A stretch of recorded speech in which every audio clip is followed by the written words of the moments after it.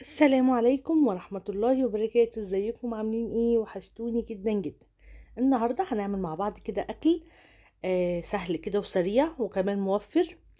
ما بيكلفش، يعني انتوا ممكن تعملوا صنف واحد من اللي انا عاملاه النهاردة. انا كنت محتارة الصراحة، مش عارفة اعمل اكل ايه، وقاعدة طب انزل اجيب ايه. انا كان عندي فرخة في التلاجة، بس الوقت كان اتأخر، مش هلحق اطلعها وتفك وكده. طب اعمل ايه قلت ايه، طب ما انا اعمل عدس بسرعه، وخصوصا ان الدنيا كانت بتشتي وكده. بس كان ناقصني شويه خضار، نزلت اشتريتهم من الراجل وطلعت. جبت ايه بقى، جبت كوسايه كده وجزرتين من عند الراجل، لان الجزر ما عجبنيش قوي. فقلت ايه، لا لازم ان انا ايه بروح يعني السوق عشان اجيب جزر حلو. فالصراحه ما رضيتش اشتري من عنده غير الجزرتين والكوسايه دي. وجبت بقى من عنده بطاطس وفلفل وليمون، كانت وطماطم. الحاجه دي كانت عنده حلوه، انما زي ما قلت لكم لقيت الجزر كده ايه دبلان. فروحت اشتريت منه الجزرتين والكوسايه دي، عطاهم لي ب3 جنيه، الجزرتين والكوسايه يعني. تمام. وقلت بقى لما انزل الاقي جزر حلو اشتريه، لان انا كمان عايزه اخزن جزر. بس كده هنا بقى ايه، جبت العدس وغسلته، وبعد كده بقى بقشر البطاطس وبقشر الجزر وهقشر الكوسة وقرن الفلفل. جربوا تحطوا كل ده على العدس.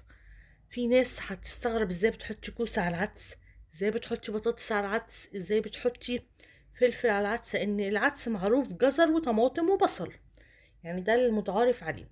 انما بقى زودوا الحاجات التانية دي اللي هي فلفل، اللي هي كوساية بطاطساية واحدة فلفلاية واحدة، وجربوا الطعم. انا الصراحة فضلت ازود حاجة حاجة كده، واشوف ولادي متقبلينها بزود.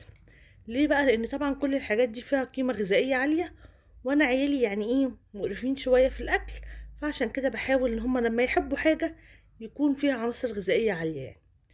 بس كده تمام. يبقى انا بحط ايه على العدس زي ما قلنا، كوساية، بطاطسية واحدة وكوساية واحدة، وجزر بقى على قد ما انت بتحبي. الجزر والطماطم بيديها لون حلو، وطماطم وبصل. تمام. هو ده اللي انا بحطه. طبعا عندك فصين توم حطي، لكن انا بحط معلقه توم لان انا ما عنديش توم سليم، عندي توم مفروم. انا بجيب التوم بيقعد عندي بالسنه مفروم في الفريزر، فما بيكونش عندي التوم الصحيح ده. هنا بقى غسلت العدس بتاعي، وهبتدي بقى ايه زي ما انتم شايفين كده، هقطع الجزر وهقطع الفلفل واقطع الطماطم. كل الحاجات دي هتلاقوني ايه بقطعها على العدس، واحط الميه واسيبه يغلي على النار. تمام كده. إيه العدس دوت الصراحه بالطريقه اللي انا بقول لكم عليها دي، جوزي وعيالي بيحبوه جدا.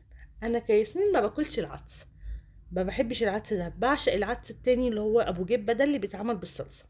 انما العدس الاصفر ده للاسف مش بحبه. طب انا هاكل ايه؟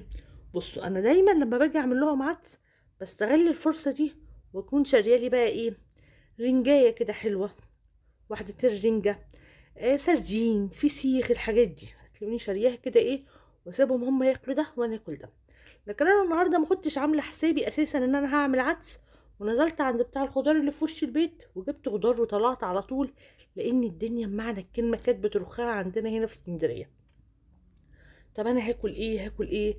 هو انا بقى بشتري الخضار، رحت جبت لي كده بتنجانه كوبي حلوه كده حجمها حلو. وطبعا انا عندي بطاطس اساسا اللي هي الجاهزه دي، انا بحبها يعني اكتر من البطاطس التانية. وجبت بقى فلفل، ورحت عملت لي مسقعه بطريقه هتعجبكم جدا جدا، بطريقه بقى الاسكندرانيه. دي المسقعه دي احنا دايما مشهورين بيها، بنعملها جنب السمك او بنعملها عادي كده.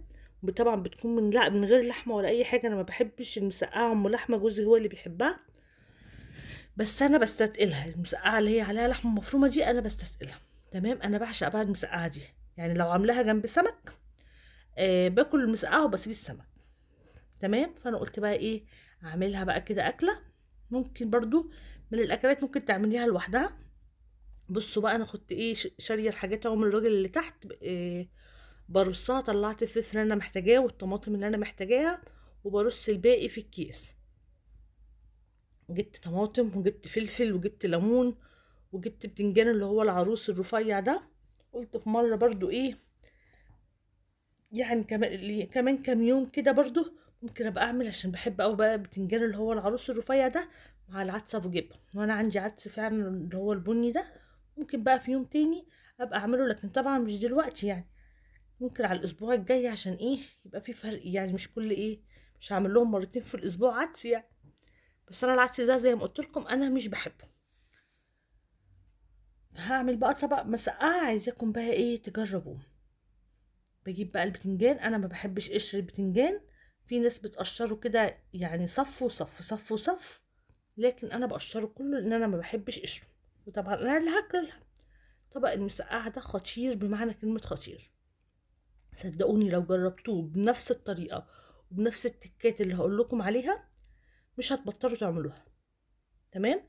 اهم حاجه البتنجان ما يكونش مبزر، عشان ما يشربش معاكي زيت كتير.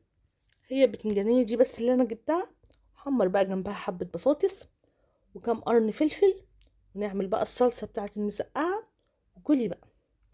بصي طلعي لك 3 4 ترغيفه كده، والله ما هتشبعي من جمالها.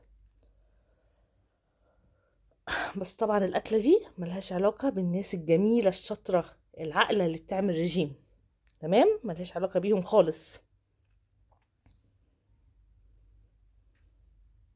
والاكله دي من الاكلات، سواء العدس او المسقعه دي، تنفع اخواننا المسيحيين في ايام يعني ايه الصيام بتاعتهم، برضو عشان ما فيهاش اي بروتين وكده. فشوفي بقى يا سالي طريقه المسقعه بتاعتي وبقولي لي رايك فيها ايه، انتي والبت نرموا وبقوا جربوها بقى.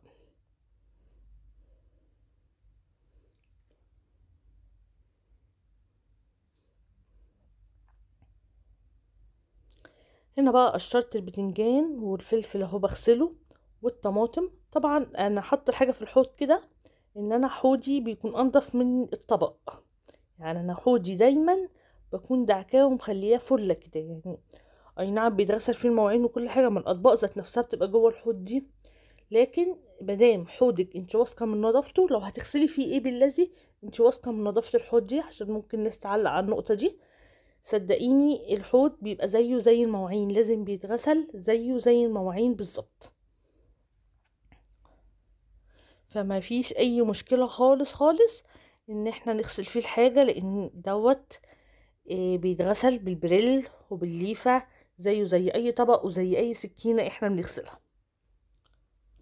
ثواني بس اشرب بق شاي بعد اذنكم. بس انا لسه عامله جريمه ومتعشيه، فبشرب شاي اخضر عشان ارضي ضميري يعني، فاهمين؟ قلت اشرب كوبايه شاي اخضر عشان ارضي ضميري. هنا بقى بعمل ايه بعد ما قشرت البتنجان وقشرت الفلفل؟ وطبعا انا مش هقشر بطاطس لان زي ما قلت لكم انا عندي بطاطس جاهزه. هنا بقى ايه ببشر طماطم. تمام. آه ببشر طماطم بالببشره اللي هي الضيقه، مش اللي هي الخرم الواسع، لا اللي هي الخرم الضيق، احسن ما تضربها في الخلاط. انتوا عارفين ان انا عندي صلصه متفرزه، وخدت الشخص الحاجه لو طلعت كيس صلصه وعملتها زي ما بوريكم كده، ابشروها بالخرام الضيقه اللي هي بتاعت التوم دي. صدقوني يعني بتخلي طعم الصلصه تحفه، لان احنا يا دوبك خدنا كل اللحم اللي جواها، ما شلناش غير القشره بس، فبتكون حلوه جدا جدا في المسقعه. في حاجات بتحتاج صلصه، وفي حاجات بتحب صلصه طحينه كده زي اللي نكون بشرينها ما فيهاش اي ميه. طيب دلوقتي بقى بعمل ايه؟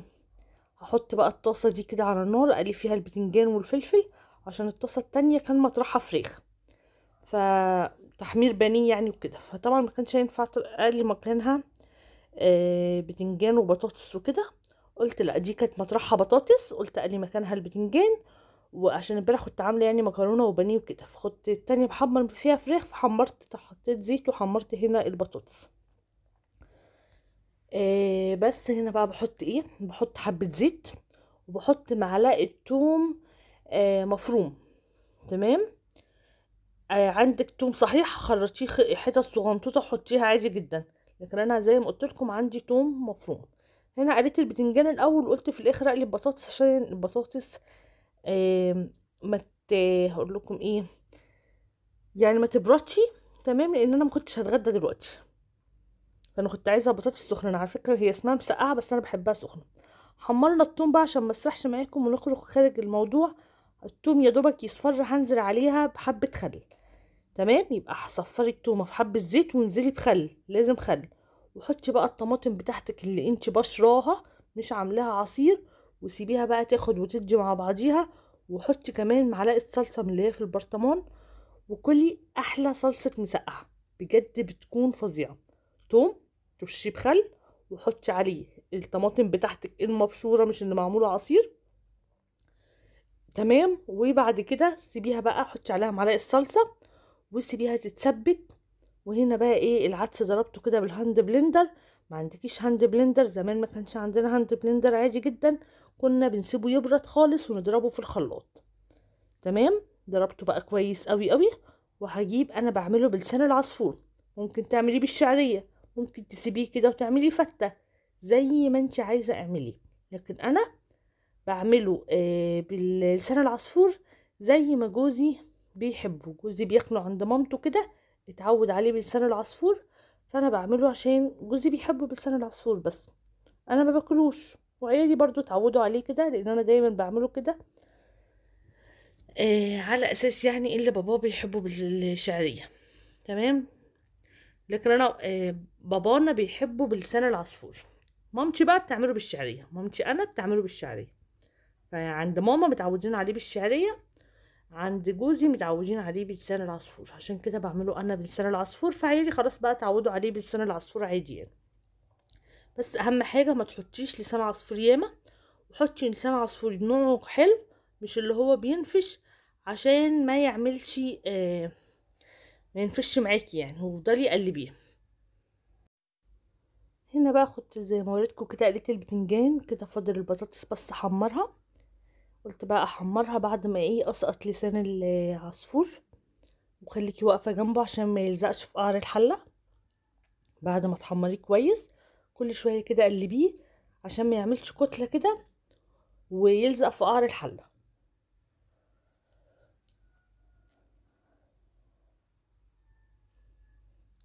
بس كده طشيت بقى لسان العصفور كده. ما بعملهوش طشة ثوم او طشة بصل، عشان ولادي لو اكلوا منه ما يتعبوهمش يعني، ما يتعبش معدتهم. فهو جواه البصل بتاعه والثوم بتاعه. فالصراحة ولا بعمل له طشة ثوم ولا طشة بصل، الغرض بس ان هو يبقى خفيف على معدتهم مش اكتر. وشايفاه ان هو مش محتاج، لان هو جواه الثوم والبصل. بس كده وبكده خلاص خلصت اكلتنا. هوريها لكم بقى بعد ما خلصت خالص. بصوا بقى، دي المسقعه حطيت كده ايه، البطاطس عليها الصلصه وعليها البتنجان والفلفل، ما بدخلهاش الفرن، بسيبها زي ما هي كده، انا بحبها كده فيها صوص يعني. بحط كده الحاجه وبحط فيها الصلصه. وادي العدس بجد حلو قوي، جربوه. بس كده وبكده يبقى خلصت اكلتنا. ما تنسوش تحطوا اللايك وتعملوا شير، واقول لكم مع السلامه.